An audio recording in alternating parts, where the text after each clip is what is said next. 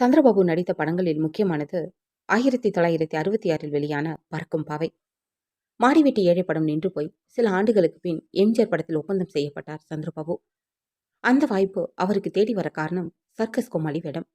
பாபுவை தவிர வேறு யாரால் அதை சிறப்பாக செய்ய முடியும்? ஜெமினி சர்க்கஸில் படப்பிடிப்பு நடத்தப்பட்டது. உண்மையிலேயே கோமாளித்தனம் பண்ணும் சந்திரபாபு அந்த வேடத்தில் இயல்பாகவே அசத்தி இருந்தார். படத்தின் துவக்க காட்சியில் ஒரு பிரச்சனை எழுந்தது. பொதுவாக சர்க்கஸ் காட்சியின் துவக்கத்தில் நடக்கும் அணிவகுப்பில் கோமாளிதான் தலைமை தாங்கி நடந்து வருவார். அவருக்கு பின் மற்ற எல்லாரும் நடந்து வருவர். ஆனால் படத்தில் சந்திரபாபுவுக்கு பின் எம்ஜிஆர் அணிவகுத்து வருவது போல இருந்ததால் ரசிகர்கள் கோபமடைந்து விடுவர். அது எம்ஜிஆரின் இமேஜை பாதிக்கும் என கருதப்பட்டது. இதையடுத்து எம்ஜிஆரும் சந்திரபாபுவும் கைகோர்த்தபடி சேர்ந்து வருவது போல காட்சி எடுக்கப்பட்டது. மீண்டும் அடிமை பெண் 1969 படத்தில் நடித்தனர். எம்ஜிஆரும் சந்திரபாபுவும் இருவரும் இணைந்து நடித்த இறுதி படம் இதுதான். கே. சங்கர் இயக்கத்தில் செங்கல்பட்டு அருகே ஒரு இடத்தில் படப்பிடிப்பு நடைபெற்றது. சுமார் 4 அடி உயரமுள்ள ஒரு சுவர் மீது ஏறி சந்திரபாபுவும் ஜெயலலிதாவும் ஓடி தப்பிப்பது போல் காட்சி. ஷாட்டின் போது சுவர் சேதப்பட்டிருந்ததால் முன்னால் ஓடிய சந்திரபாபு நிலை தடுமாறி கீழே விழப்போக அவரை தாங்கி பிடித்தார் ஜெயலலிதா. அதோடு படப்பிடிப்புக்கு பிரேக் விடப்பட்டது. உணவு இடைவேளையில் சந்திரபாபு, எம்ஜிஆர், ஜெயலலிதா மூவரும் ஒன்றாக அமர்ந்திருந்தனர். எதுவும் பேசாமல் மௌனமாகவே இருந்தார் எம்ஜிஆர். அவருக்கு வீட்டிலிருந்து உணவு வந்துவிட்டது. சந்திரபாபுவுக்கு உணவு வரவில்லை.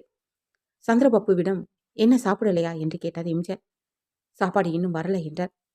அது வரும்போது வரட்டும், நீங்க என்னோட சாப்பாட்டை சாப்பிடுங்க என தன் சாப்பாட்டை சந்திரபாபுவுக்கு பரிமாறச் சொன்னார் எம்ஜிஆர். ஆனால் எம்ஜிஆர் சாப்பிடவில்லை. பசி இல்லை என்று கூறிவிட்டார். முகத்தை ஒரு மாதிரியாக வைத்திருந்தார். படப்பிடிப்பும் துவங்கவில்லை. ஜெயலலிதாவிடம் என்ன விஷயம் என தனியாக விசாரித்தார் சந்திரபாபு. அதற்கு அவர் சொன்ன பதிலை கேட்டு அதிர்ச்சியானார். படப்பிடிப்பில் தடுமாறி விழப்போன சந்திரபாபுவை ஜெயலலிதா தாங்கி பிடித்ததை எம்ஜிஆர் விரும்பவில்லை. அதுதான் அவர் மூடவுட்டுக்கு காரணம். சந்திரபாபுவுக்கு சங்கடமாக இருந்தது. காரணம், ஜெயலலிதாவின் தாயாரின் சகோதரியான வித்யாவதி, சந்திரபாபு எல்லாரும் குடும்ப நண்பர்கள். அவர்களது வீட்டுக்கு சந்திரபாபு செல்லும்போது குழந்தையாக இருந்த ஜெயலலிதா அங்கிள் என அழைத்தபடி ஓடி வந்து சந்திரபாபுவுடன் பேசுவார். இதை புரிந்து கொள்ளாமல் எம்ஜிஆர் தவறாக நினைத்து கொண்டாரே என வருந்தினார் சந்திரபாபு. அடிமை பெண் படப்பிடிப்பின் போது நடந்த மற்றொரு சம்பவம்.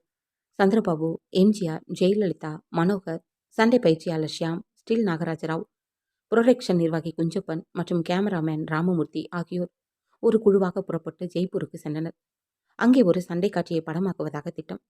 ஜெய்ப்பூரை அடைந்ததும் எல்லாரிடமும் இது குடிப்பதற்கு தடையில்லாத பகுதி, அதனால் யாரும் இங்கு குடித்து கலாட்டா பண்ணக்கூடாது, எல்லாரும் மிக ஒழுங்காக நடந்து கொள்ள வேண்டும், மீறி யாராவது நடந்து கொண்டால் எப்படி வந்தார்களோ அப்படியே திருப்பி அனுப்பப்படுவர் என்றார் குஞ்சப்பன். சந்திரபாபுவிடம் அவர் தனியாக வந்து, பாபு சார், சின்னவர் உங்களிடம் தனியாக சொல்ல சொன்னார், உங்க ரூமில் மட்டும் குடிப்பீர்களாம் என்றார். சந்திரபாபு சிரித்து கொண்டார். ஏனெனில் படப்பிடிப்பு நேரத்தில் குடிக்க மாட்டார் சந்திரபாபு.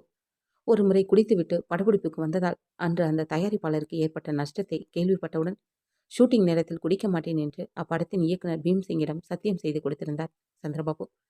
அன்று ஜெய்ப்பூர் பாலைவனத்தில் படப்பிடிப்பு. வேங்கையா வேங்கையா என கத்தியபடி பாலைவனத்தில் ஓடி வர வேண்டும் சந்திரபாபு. காட்சியை எடுக்க கேமரா எல்லாம் தயார் பண்ணி ரெடி என்றார் ராமமூர்த்தி. சும்மா ஓடி வந்தால் காட்சி மிக சாதாரணமாக இருக்கும் என நினைத்து கத்தியபடி ஓடி வந்து 7-8 முறை குட்டிக்கரணம் அடித்து விழுந்தார். காட்சி ஓகே ஆனது. மணல் மேடுதான். ஆனால் அருகிலேயே பாறைகள் இருந்ததை கவனிக்கவில்லை சந்திரபாபு. ஐயோ என ஒரு சத்தம். எல்லாரும் ஓடி வந்து பார்த்தனர். நல்ல வேளை, பாறையின் அருகில் விழுந்து கிடந்தார் சந்திரபாபு. மேல்மூச்சு கீழ்மூச்சு வாங்க எனக்கு ஒன்றுமில்லை என சொல்லி எழுந்து வந்து நாற்காலியில் அமர்ந்தார் சந்திரபாபு. அருகில் வந்து அமர்ந்தார் நடிகர் மனோகர்.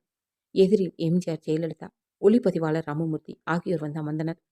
சந்திரபாபுவிடம் ஜூஸ் சாப்பிட்றியாடா என்று கேட்டார் மனோகர். வேணாம்டா என்றார் சந்திரபாபு. சரிதான், குடிடா என மனோகர் வற்புறுத்த, சும்மா இருடா, இருக்குதில்ல, வேணும்னா நானே கேட்டு வாங்கிக்கிறேன் என்றார் சந்திரபாபு. சே குடிடா என மனோகர் மீண்டும் சொல்ல, சும்மா இருடா என்று கெட்ட வார்த்தையில் கத்தினார் சந்திரபாபு. எல்லாவற்றையும் பார்த்து கொண்டிருந்த எம்ஜிஆர், குடிக்கிறவங்க எல்லாம் சட்டுன்னு டே போட்டுடுவாங்க என்றார். உடனே மனோகர் குறுக்கிட்டு, அப்படி இல்லை சார், நாங்கள் 22 வருஷ ஃப்ரெண்ட்ஸ். நான் போஸ்ட் ஆஃபீஸில் வேலை பார்க்குறப்போ இவன் platform, Gemini Ganesan casting assistant, நாங்கள் எல்லாரும் ஒன்றா சுற்றுவோம்.